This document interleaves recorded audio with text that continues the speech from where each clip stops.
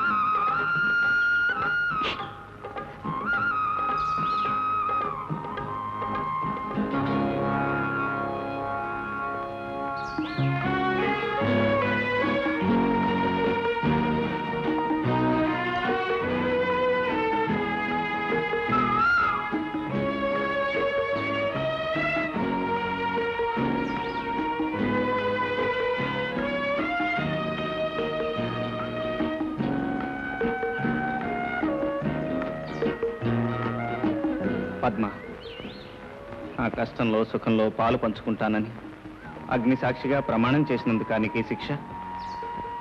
అవును పద్మ, ఇందుకే ఆ రోజు నన్ను పెళ్లి చేసుకోవద్దన్నాను. నాతో 7 అడుగులు కలిసి నడవటానికే నువ్వు ఆరాటపడ్డావు. కానీ లేమితో ఎంత దూరం నువ్వు భారంగా నడవాల్సి వస్తుందోనని నేను భయపడ్డాను. నా భయమే నిజమైంది. ఎందుకండి భయం? ఆడది నగలు నాణ్యాలు కొనుక్కున్నప్పుడే ఆనందంగా ఉంటుందనుకుంటున్నారా? భర్త సిరి సంపదలతో తొలితొగినప్పుడే ఆరాధిస్తుంది అనుకుంటున్నారా? లేదండి, భర్త చేతుల్లో ఇలా గోరుముద్దలు తింటంలో ఉండే సంతృప్తి అందరికీ లభించదు. నన్ను ఓదార్చడానికి మాట్లాడుతున్నావా పద్మ? కాదండి, అవసరమైతే రోడ్డుని తోటని కొంటానని అహంకారంతో చెప్పిన పద్మని కానండి నేను. ఇప్పుడు మీ మనసుని మమతని గెలుచుకుని మురిసిపోతున్న మీ ఇల్లాలని. చాలు పద్మ, ఇలా కష్టాన్ని దిగమింగుకుని భర్తను వెన్నుతట్టి ప్రోత్సహించే భార్య కంటే ఏ మగాడు మాత్రం ఇంకేం కోరుకుంటాడు?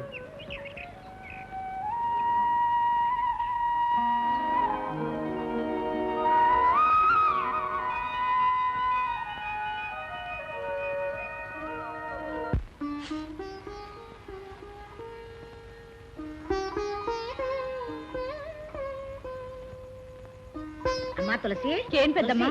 ఇదిగో నిమ్మకాయ పులిహోర చేశాను నీకోసమని. నిమ్మకాయ పులిహోరా? అబ్బా, నాకు వారం రోజుల నుంచి పులిహోర తినాలనుంది, కానీ అడగలేక ఊరుకున్నాను పెద్దమ్మా. నువ్వెలా తెలుసుకున్నావు? నేను కన్నతల్లినేనమ్మా. ఆ మాత్రం కడుపుతో ఉన్న వాళ్ళ కోరికలు తెలుసుకోలేనా? తినమ్మా. ఇదేమో హల్వాలు పులిహారాలు చేసుకుంటానికి ఇదేమో అమ్మగారిళ్ళు కాదు, అత్తవారిళ్ళు. ఆశలు కాస్త అదుపులో పెట్టుకోవాలి.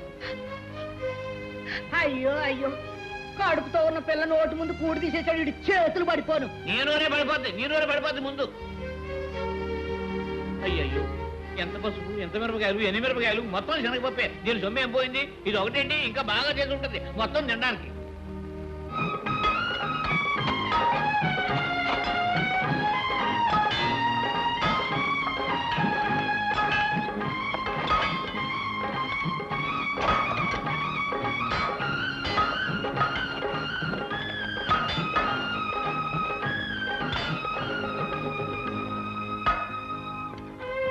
లాభం లేదండి. ఎంత తవ్వినా రాయి తప్ప జలపడేట్లేదు. నేను ఈ నేల తల్లిని నమ్ముకుని బతుకుతున్నవాడిని. కన్న తల్లిలాగే ఇది బిడ్డను మోసం చేయదన్నానమ్మా. అవును బాబు, పట్నం వెళ్ళి డైనమైట్ పట్టరండి. జల ఎందుకు పడదో అప్పుడు చూద్దాం.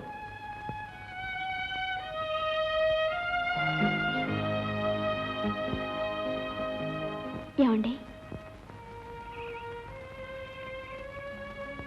పద్మ, తీసుకోండి. మీకు ఈ భూమి మీద నమ్మకం ఉంటే నాకు మీ మీద నమ్మకం ఉంది. వద్దు పద్మ, అది స్త్రీధనం. నీ పుట్టింటి నుంచి నువ్వు తీసుకొచ్చింది. స్త్రీకి ధనం పడితే అనురాగంతో కూడిన మీ మనసే నాకు పుట్టిల్లు. ఇక సొంతం అనేది ఎక్కడుందండి? ఈ చేతి గాజులు తీసి భారీగా మీకు చేతునిస్తున్నాను, అంతే. తీసుకోండి.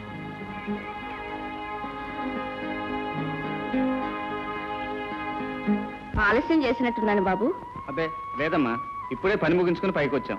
ఏమో బాబు, ఆ నూతిలో కాసిన నీళ్లు పడితే మనందరి కడుపుల్లో 4 మెతుకులు పడ్డట్టే. బాబు రవి, మన తులసికి సూడిదలు తీసుకెళ్ళాలి బాబు. అదేమిటయ్యా ఈ విషయం ఇంత మెలిగా నా చెప్పటం? నేను అమ్మమ్మను కాబోతున్నానని తీపి తినిపించి సంతోషంగా చెప్పాలి గాని. అదేమిటమ్మా, ఎందుకా కన్నీళ్ళు? అవును నాయనా, అమ్మమ్మనవుతున్నానని ఆనందపడినా, మోసే ఎద్దు మీదే మోత బరువు పెడుతున్నానని బాధపడినా. అదేమిటయ్యా తులసికి సూడిదలు తీసుకెళ్ళటం మనకు భారం ఎలా అవుతుంది? అవునమ్మా, ఆస్తి పంపకాల్లో జరిగిన అన్యాయాన్ని మౌనంగా కన్నీటి చాటును దాచానే గాని నీకు న్యాయం చేశానా? రక్తం పంచుకు పుట్టినవాడు పట్నంలో తైతక్కలాడుతుంటే ఆస్తి ఇవ్వకపోయినా రేయింబవళ్ళు కష్టపడుతున్న మిమ్మల్ని ఇంకా బాధించాలంటే ఆ తల్లి మనసు ఎంత విలవిల్లాడిపోతుందో ఆలోచించావా? మమతానురాగాలు పంచుకోవటానికి ఒక తల్లి గర్భాన్నే పుట్టనక్కర్లేదమ్మా. తులసిని నా చెల్లెలుగానే కాదు, సొంత బిడ్డగా చూసుకుంటాను. రేపే పట్నం వెళ్ళి చీర సారే తీసుకొస్తాను. సూడిదలు తీసుకెళ్లి తులసిని శ్రీమంతానికి తీసుకొద్దురు గాని. ఏమిటి ఎలా వచ్చారు? ఏమిటిది? సూడిదలన్నయ్యా. ఇంటికి తీసుకెళ్లి శ్రీమంతం చేయాలనుకుంటున్నా. ఆహా, మీకు మర్యాదలు తెలిసే సూడిదలా? 3 చీర తమిడి సరివిడినా, ఇంతకంటే తేవడానికి అది ఎక్కడ ఉందలే మీకు. బాబాయ్, అంత గతి లేని వాడుగా మాట్లాడకండి. ఏ రాష్ట్రం పొడుచుకొస్తుంది. చింత తెచ్చినా పులుపు తావలేదనేది ఇదే. లేనోళ్ళు లేనట్టుగా పడుండగా ఈ బ్యాషిజాలు ఎందుకు? అన్నయ్య, శ్రీమంతానికి కావాల్సింది సిరి సంపదలు కావు, కడుపులో పడ్డ పసిగుడ్డు చిరంజీవి కావాలని చేసుకునే వేడుక. ఆ డబ్బు లేని వేడుకలు నేను చేస్తాను సారా. సరేలే, తెచ్చింది తెచ్చారుగా, ఇక వెళ్ళండి. ఎక్కడికయ్యా వెళ్ళేది? ఇందాక నుంచి చూస్తున్నాను. సూడులు తెచ్చిన ఆడాలను నిలబెట్టి మర్యాద అక్కడ మాట్లాడతావా? సూరమ్మ, నేను మాట్లాడేది సూడిదలు వద్దని కాదు, తులసిని శ్రీమంతానికి పంపనండి. ఎందుకు పంపని? శ్రీమంతం పేరుతో తీసుకెళ్లి వస్తువులన్నీ ఒలిచి వాళ్ళ అవసరాలు తీర్చుకుని భోజపడితో తిరిగి పంపుతారు. అన్నయ్య అన్నా పిన్నయ్య అన్నా జరిగేది అంతే. మీరంతగా తీసుకెళ్లాలంటే ఓ పని చేయండి, ఆ వస్తువులన్నీ తీసి అక్కడ పెట్టించి తీసుకెళ్ళండి. ఇంతకిన్ని నగలు పెట్టి మా మామగారు పంపించినా నేను రాను. తులసి, అవునమ్మా, మామయ్య గారు చెప్పింది నిజం, ముమ్మాటికి నిజం. తులసి, అవును, ఇక్కడ లేని ఆస్తి ఆప్యాయత అక్కడ ఏ ఉన్నాయని నేను రాను. మీరు తీసుకొచ్చిన చీర సారే కూడా తీసుకువెళ్ళిపోండి. శుక్రవారం పూట తెచ్చి నువ్వు తిరిగి నేను ఇవ్వను. అయ్యయ్యో, ఇవి అట్టుపోయి ఏ కొట్లో అమ్ముకు తస్తాడు.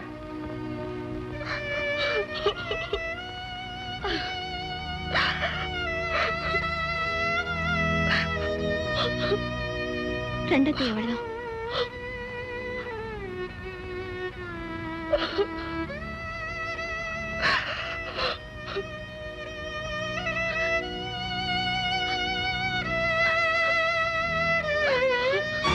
మాట అన్నాడా? వాడి నీచ బుద్ధులు మనకు ఆపాదిస్తాడా? నేను ఇప్పుడే స్వయంగా వెళ్ళి వాడికి బుద్ధి చెప్పి చెల్లెలు తీసుకొస్తాను. వద్దండి, ఇప్పుడు మీరు అక్కడికి వెళ్తే తీసుకురాగలిగింది తులసిని కాదు, ఇంతకింత అవమానాన్ని. నన్ను అవమానించడానికి వాడికి ఎన్ని గుండెలు? ఇంకా అతనికి వేరే గుండె కావాలా మీ గుండెని పగలగొట్టడానికి?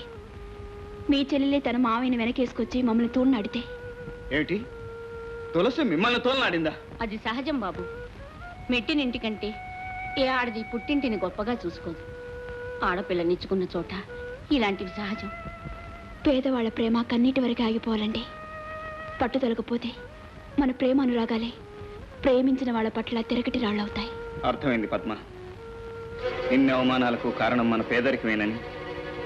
ఆస్తి అంతస్తు లేని వాళ్ళ మమత మానవత్వాలు పిచ్చి వాళ్ళ ప్రేలాపనే అవుతాయని పూర్తిగా అర్థమైంది.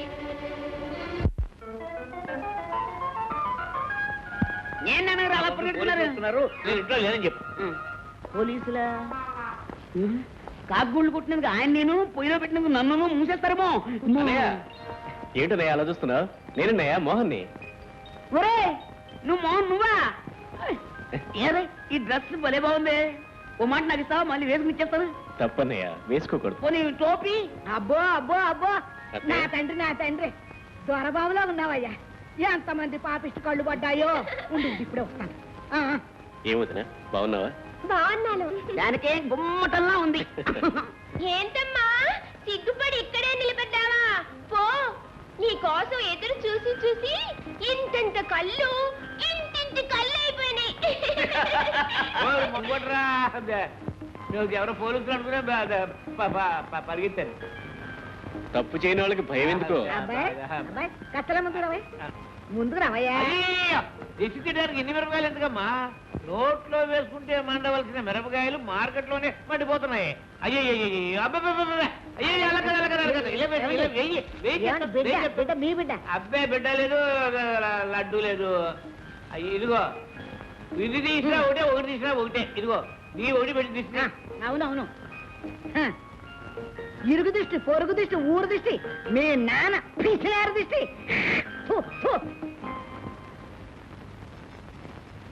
అత్తయ్య, తులసి వచ్చింది. తులసి అమ్మా, మిమ్మల్ని అవమానపరిచినందుకు నన్ను క్షమించండి అమ్మా. క్షమించవలసినంత తప్పు నువ్వేం చేశావమ్మా? ఇల్లాలిగా మీ అత్తింటి గౌరవాన్ని నిలబెట్టుకున్నావు.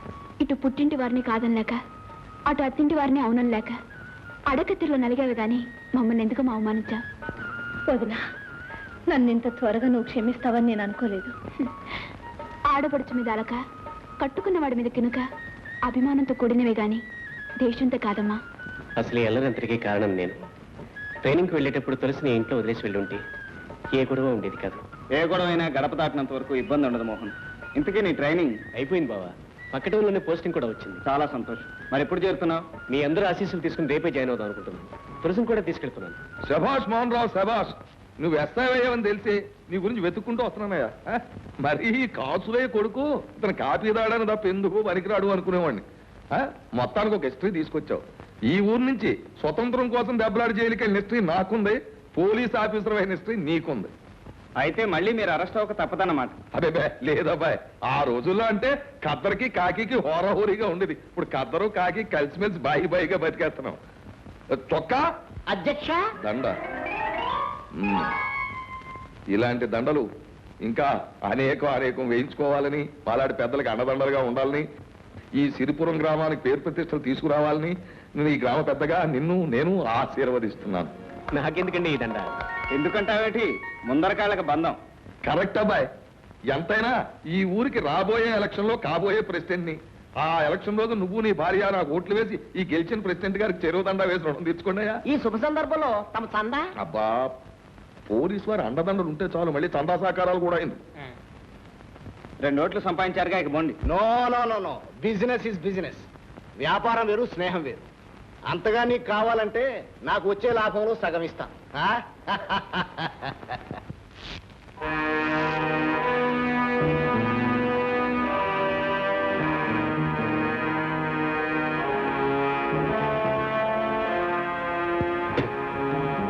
గత కొయ్యబారిపోయినా బిడ్డ, నేను కపాలిని జైలు నుంచి ఎప్పుడు వచ్చా?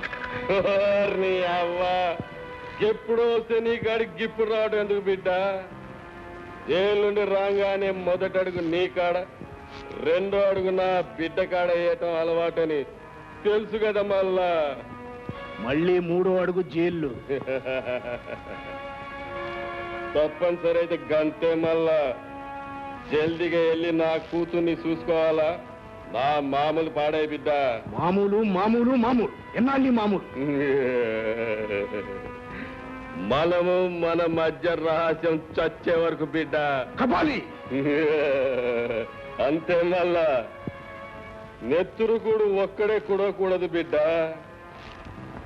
తోడున్నోడికి జర నందివ్వాలా. ఇదిగో డబ్బు తీసుకో, మళ్ళీ రాకు. పుండుకు పుల్లా తప్పదు, నీకు నేను తప్పదు. వత్తమల్లా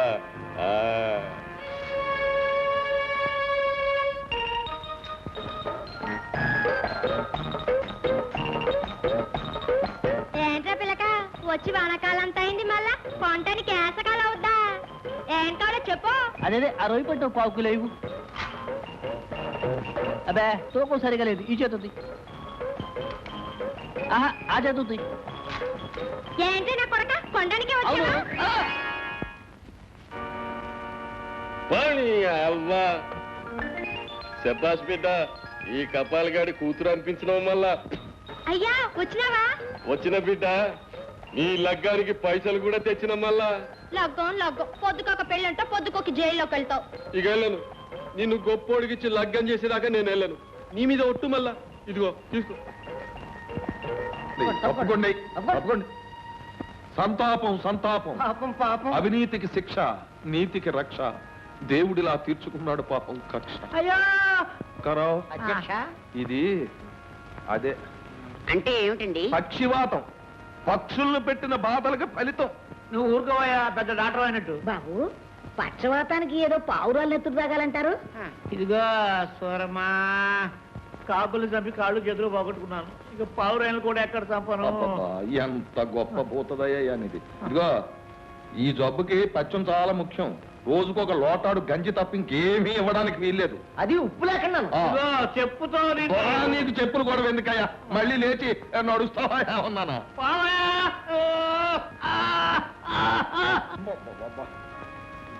అధ్యక్ష, ఇది చాలా ప్రమాదకరమైన జబ్బు. వెంటనే మనం ఇక్కడి నుంచి వెళ్ళిపోవడం మంచిది. అదేమిటండి ఈ మనిషిని వదిలేసి అప్పుడే వెళ్ళిపోతారా? అలా కాదయ్యా, ప్రాణాలతో పని. ఇదిగో చూడండి, ఎవరు కూడా ఇతన్ని ఈ మంచాన్ని లోపలికి తీసుకెళ్ళొద్దు, ఇక్కడే ఉంచండి. ఇతని కోసం ప్రత్యేకంగా ఒక కంచం, ఒక గ్లాసు పెట్టండి. ఏది పోసినా అరగజం దూరం నుంచి పోయాలి. అరిచచ్చినా ఎవరో దగ్గరికి వెళ్ళకూడదు. ప్రాణాలతో పని. వస్తాను. కాసులయ్య, నువ్వు నాతో పోటీ చేద్దాం అనుకున్నావు, కానీ భగవంతుడు ఇలా చేశాడు. నేను ఏకగ్రీవంగా గెలుస్తాను. ఇదిగో నీ శిలా విగ్రహం ఊరి నడిబొడ్డున వేయిస్తాను నువ్వు పోయాక. అధ్యక్ష, ఇప్పుడైనా చందా ఇస్తాడేమో. వద్దు పదరా, చందా అడిగితే వెంటనే తెస్తాడు. పద. సూరమ్మా, బాబాయ్, నేను ఇంకా చాలా కాలం బతకాలనుకుంటున్నాను. బాబా బాబా అమ్మో, నీ జబ్బు నాకు అంటుకుంటుంది. నువ్వు లోపలికి లా, నువ్వు లోపలికి వచ్చేయ్. ఆయన వద్దన్నాడుగా. అమ్మో నన్ను ఇలా దిక్కులేని పక్షం చేస్తారా? ఆ తులసమ్మకి చేసిన అన్యాయానికి నాకు ఈ శిక్ష జరగవలసిందేరా? నాళ్ళు ధర్మరాజు లాంటి ధర్మారావు గారు మన ప్రెసిడెంట్ గా ఉన్నారు కనుక మన పంచాయతీలు ఏ పొరుపెచ్చులు లేకుండా నడుపుకురాగలిగారు. ఈసారి మీరు ఈ బాధ్యత వహించక తప్పదురా బాబు. ఈ పదవులన్నా రాజకీయాలన్నా నాకు గెట్టవు. కానీ గ్రామక్షేమం కోసం మీరు ఈ ఎన్నికల్లో నిలబడక తప్పదు. ఏట్లు నిలబడాలి? ఉరుగడా, ఏం తెలుసు మీకు రాజకీయం? మంచి చట్టాలు ఎక్కడున్నాను బాబు. రవిబాబు, గాంధీ గారు మోహన్ చూసి మొట్టమొదట నీ ఇంటికి వచ్చి నీ కాళ్ళ మీద పువ్వులేసి మరీ అడిగాను నన్ను సపోర్ట్ చేయమని. గొప్ప ఛాన్స్ వచ్చింది ఇవాళ నాకు. దేవుళ్ళు లాంటి ధర్మారావు బాబు గారు పోయారు. నాతో పోటీ చేయాలనుకున్న కాసులే మంచాన పడ్డాడు. అంచేత నువ్వు అడ్డం తప్పుకుంటే నేను ఏకగ్రీవంగా ఎన్నికవుతాను. మన ఊరికి గవర్నమెంట్ బహుమతి ఇస్తుంది, కొన్ని వేల రూపాయలు వస్తాయి. అంచేత నువ్వు సపోర్ట్ చేయి. ఈ ఒక్కసారికి మళ్ళీ నా ఛాన్స్ నాకు జన్మలో రాదు. నేనేం కావాలని కోరుకోవట్లేదు చందారావు గారు, ఈ ప్రజలే బలవంతం చేస్తున్నారు. అబ్బా, ప్రజలకేటయ్యా? వాళ్ళకి ఏకగ్రీవంగా ఎలక్షన్ జరిగితే వాళ్ళకేం ఒరగదు. అంచేత మనలో మనకు పోటీ పెట్టేసి ఉభయల దగ్గర తినేసి మన ఎదవలు చేసేస్తారు. అది ప్రజలకు కావాల్సింది. అంచేత వాళ్ళ గొడవ నీకొద్దు. నీకేటయ్యా కుర్రాడివి, నీకు బోల్డ్ భవిష్యత్తు ఉంది. ఏదో ప్రెసిడెంట్ డిగ్రీ ఏంటి, ఎమ్మెల్యే అవుతావు, ఆ తర్వాత మంత్రి కూడా అవుతావు. నా సపోర్ట్ నీకు ఉంటది కదా. పెద్దోడిని, నా టైం అయిపోయింది. ఈ ఛాన్స్ నాకు మళ్ళీ రాదు. నాకు ఇచ్చేయి. పైగా ఇదే వ్యవసాయమా? నువ్వు జల్లేసే ఇత్తనాలకి పంట పండేసి ఇంటికి వచ్చేయడానికి రాజకీయం అంటే పెట్రోల్ కాదు, నీళ్లతో నిప్పెలిగించాలి. కాళ్ళు పట్టుకుని తలకాయలు నరికేయాలి. కడుపులో కత్తులు పెట్టుకుని ఆప్యాయంగా కౌగిలించేసుకోవాలి. కాలువ మీద వంతుని కట్టడం కాదు, ముందు వంతుని కట్టించి తర్వాత కాలువ తవ్వించాలి. ఇంత గొడవ ఉంది రాజకీయం అంటే. ఆయన మాట విని మమ్మల్ని అన్యాయం చేయకు బాబు. మీరే నిలబడాలి. సరే, మీ ఇష్టం. ప్రజల మాట నేను కాదనలేను చందారావు గారు.